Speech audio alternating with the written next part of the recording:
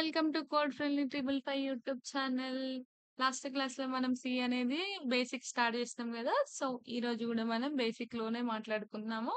ఇక్కడ ఏంటిదంటే basic class వచ్చేసి character set of C. Character set of C అంటే ఏంటిదో చూద్దాం. Any language like English, Hindi, Telugu, Tamil or German requires alphabets to form a words అన్నమాట. ఇప్పుడేంటి అనంటే మనకి నార్మల్‌గా ఎనీ లాంగ్వేజ్‌లో లైక్ మన తెలుగులో అయినా, హిందీలో అయినా, ఇంగ్లీష్‌లోనైనా ఏంటి అనంటే కొన్ని ఆల్ఫాబెట్స్ అనేవి కావాలన్నమాట. ఒక వర్డ్‌ని తయారు చేయాలంటే కొన్ని ఆల్ఫాబెట్స్ అనేవి కావాలి. So, likewise a programming language also need a set of characters to write a program. ఇక్కడేందంటే ఒక ప్రోగ్రామింగ్ లాంగ్వేజ్ గూడా రాయాలంటే గూడా మనకొక సెట్ ఆఫ్ క్యారెక్టర్స్ అనేవి కావాలన్నమాట. ఒక ప్రోగ్రామ్ అనేది రాయాలంటే మనకొక సెట్ ఆఫ్ క్యారెక్టర్స్ అనేవి కావాలి. The set of character used in a language is known as it's a set character set అన్నమాట. ఇక్కడేందనంటే మనం ఏదైతే ఈ లాంగ్వేజ్‌లో మనం యూజ్ చేసేదాన్ని ఏమంటామంటే సెట్ ఆఫ్ క్యారెక్టర్స్ అని అంటామన్నమాట. These characters can be represented in the computer. ఈ సెట్ ఆఫ్ క్యారెక్టర్స్ అనేవి మరెక్కడుంటాయంట? It is represented in computer. కంప్యూటర్‌లో మనకి ఈ సెట్ ఆఫ్ క్యారెక్టర్స్ అనేవి రిప్రజెంట్ అయ్యి ఉంటది. Every language makes use of its character set to form words or symbols that make up the vocabulary of the language. ఇక్కడ ఏంటి అంటే every language make use of set of characters to form word. ఇక్కడ ఏంటంటే మనం ఒక set of characters తీసుకొని మనం word అనేది ఫార్మ్ చేస్తాం. ఆర్ ఏ సింబల్స్ అనేవి చేస్తాం. దట్ మేకప్స్ ఇక్కడ సింబల్స్ యూజ్ చేసుకొని వొకాబులరీ అనేది ఫార్మ్ చేస్తాం. సో దీన్నేమంటారు అంటే, మనకి ఇక్కడ ఏదైతే మనం ఒక సెట్ ఆఫ్ క్యారెక్టర్స్ యూజ్ చేసుకొని వర్డ్‌ని ఫార్మ్ జేస్తామో, ఒక సింబల్స్ యూజ్ చేసుకొని వొకాబులరీ అని అనుకుంటాం ఈ లాంగ్వేజ్‌లో.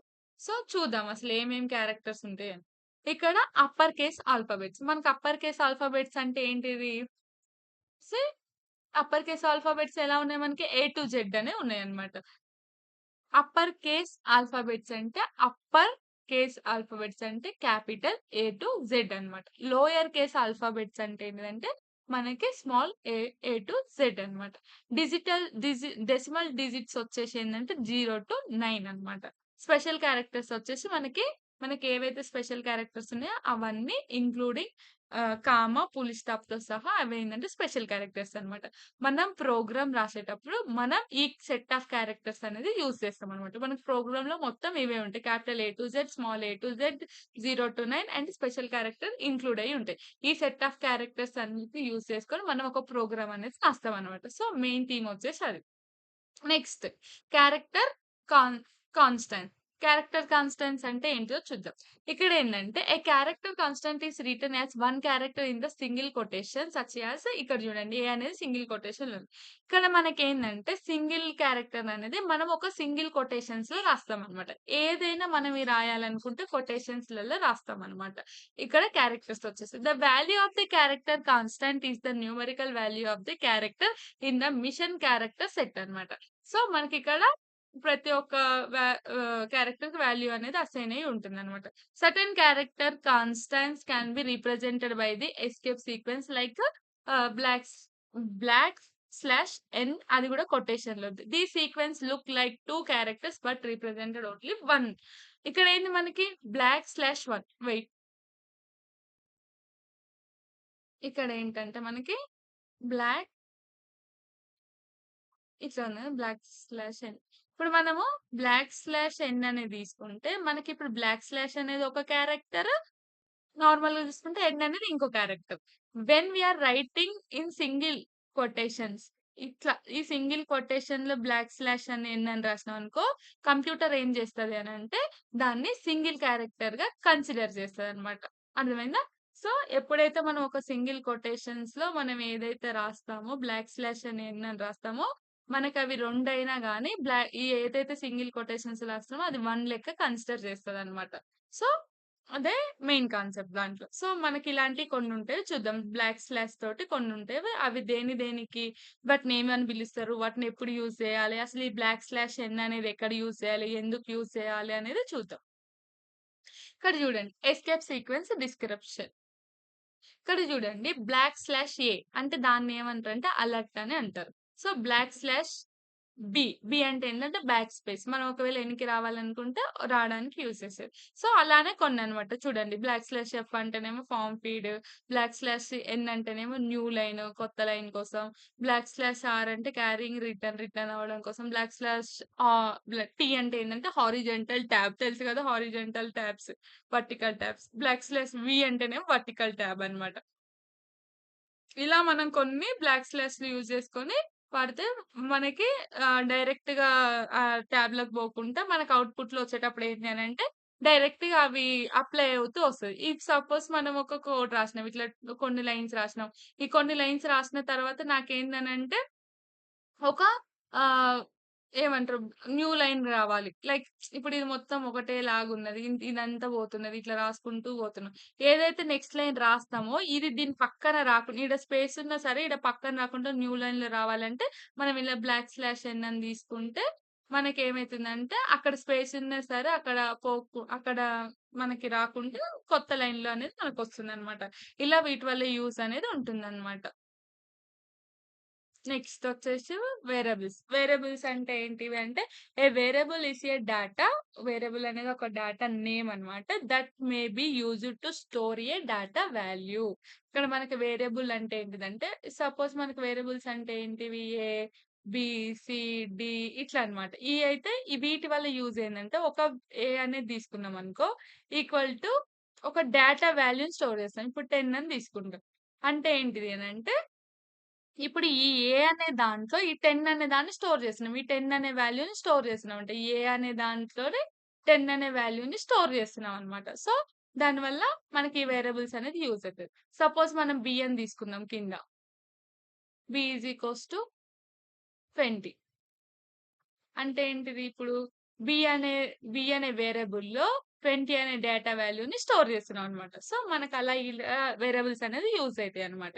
ఏ variable may be a take different values at different time during the execution. మనకేందంటే ఎగ్జిక్యూషన్ అయితున్నప్పుడు గూడా మనం డిఫరెంట్ వాల్యూస్ అనేవి తీసుకుంటాం అన్నమాట ఈ వేరియబుల్స్.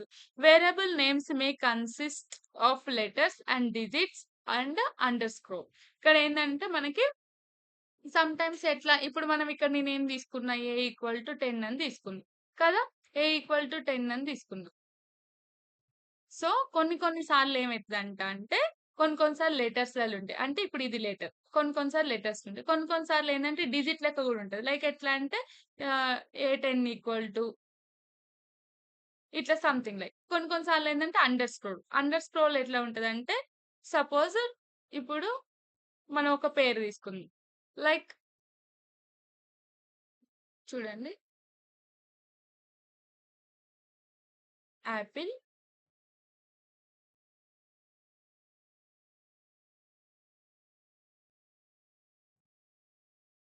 Under score _1. ఇక్కడేంది అంటే మనకిట్లా యూజ్ అయిందనమాట. సపోజ్ కొన్ని సార్లేందంటే మనం కొన్ని సార్లు ఏం తీసుకోవాలనుకుంటున్నామంటే న్యూ 1 న్యూ ఇట్లా న్యూ 1 తీసుకొని, ఈ 1 అని తీసుకొని ఈక్వల్ టు ఒక 10 తీసుకోవాలనుకున్నాం అనుకో. ఇట్లా తీసుకుందామని. సో, మనకేందంటే ఇది మొత్తం న్యూ 1 అని ఒక్కసారే రాయకుంటే ఇట్లా మనకు కొంచెం క్లియర్‌గా అర్థం కావడం కోసం మధ్యలో అండర్ స్కోర్ తీసుకున్నామనుకో మనకి క్లియర్‌నెస్ అనేది ఉంటుందనమాట. సో, అదే చెప్తా చూడు. The under score is used for the improving the readability. మనకేందంటే రీడ్ చేయడానికి ఈజీ ఉంటది కాబట్టి. Readability of a long variable names అనమాట. పెద్ద నేమ్స్ ఉంటాయి. లైక్ కొన్ని సార్లు ఏందంటే first index number, second index number అట్లా తీసుకున్నప్పుడు ఫస్ట్ తీసుకొని మధ్యలో అండర్ స్కోర్ తీసుకొని తర్వాత ఇండెక్స్ తీసుకొని తర్వాత నంబర్ అనేది తీసుకుంటాం అనమాట. సో, అట్లా పెద్ద వాటికి మంచిగా అర్థం కావడం కోసం, మంచి రీడబిలిటీ ఉండడం కోసం అందులో మనం ఇలా అండర్ స్కోర్ అనేది తీసుకుంటాం అనమాట. So, and under score is also a counted as a letter అనమాట. ఇక్కడ మనకేందంటే ఈ అండర్ స్కోర్ కూడా మనకి కౌంట్ అయితదనమాట. ఎలా అంటే ఇది కూడా ఒక లెటర్ లాగా కౌంట్ అయితదనమాట. The variable names area and ఇక్కడ చూడండి ఈడ ఏరియా తీసుకుంటున్నాం అండ్ ఈడ కూడా ఏరియా తీసుకుంటున్నాం. Are not identical because C distinguishes between lower cases and upper cases letters అన్నమాట. ఇక్కడేందంటే మనకు upper case letters and lower case letters అని ఉన్నాయి గదా! సో, మనం ఇప్పుడు సపోజ్ ఇక్కడ ఎగ్జాంపుల్ జూడండి. ఇప్పుడు నేనిక్కడ ఈ ఏరియా, ఈ area equal to area equal to 100 తీసుకున్నాం అనుకోండి సపోజ్. ఇంకేం చేస్తున్నా అంటే నెక్స్ట్ దాంట్లో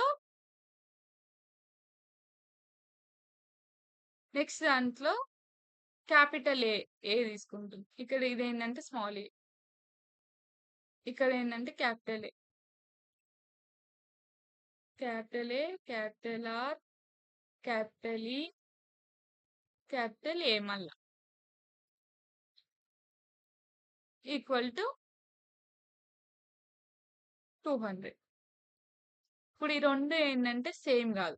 ఇప్పుడు మనకి కంప్యూటర్‌లో ఇక్కడ ఏరియానే తీసుకుంటున్నాం. ఇక్కడ గూడా ఏరియానే తీసుకుంటున్నాం. మరి వేరియబుల్ ఏరియా‌ది 2 సేమ్ ఉన్నాయి గదా! సేమ్ వాల్యూస్ తీసుకోవచ్చు గదా! అట్లుండదు. ఇక్కడ ఏంది అనంటే ఈ ఏరియా అనేది ఒక వేరియబుల్ లాగా ట్రీట్ చేస్తుంది. ఇక్కడ ఈ క్యాపిటల్ లెటర్స్‌లో ఉన్న ఏరియా అనేది ఒక వేరియబుల్ లాగా ట్రీట్ చేస్తుందనమాట. ఎందుకనంటే మనకి సిలో lower case and upper case letters అనేవి 2 ఉన్నాయి. సో, మనం క్యాపిటల్ తీసుకుంటే క్యాపిటల్ లెక్కనే కన్సిడర్ చేస్తది. అది ఒక కొత్త వేరియబుల్ లాగా కన్సిడర్ చేస్తది.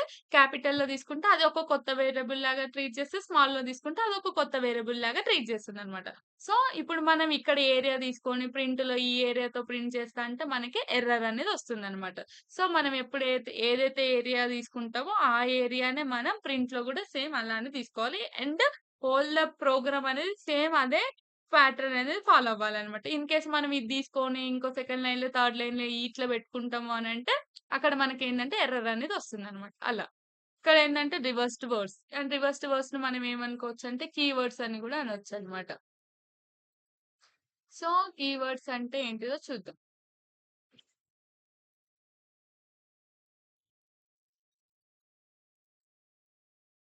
చూడండి. There are certain words that have a standard defined special meaning in C. They are called a reversed word and keywords. So, ఏందనంటే మనకి దే ఆర్ సర్టెన్ వర్డ్స్ ఉంటాయి కొన్ని. దాన్నేమంటారు అనంటే వాటినేమంటే standard, defined, special meaning in C. వాటినేమంటారంటే reserve and keyword అని అంటారు. And they can use only for their intended. Only మనం ఇంటెండెడ్ పర్పస్‌లోనే యూజ్ చేస్తామనమాట. So, the user cannot define them. Reserved words in C are also identified and they formed using lowercase letters only.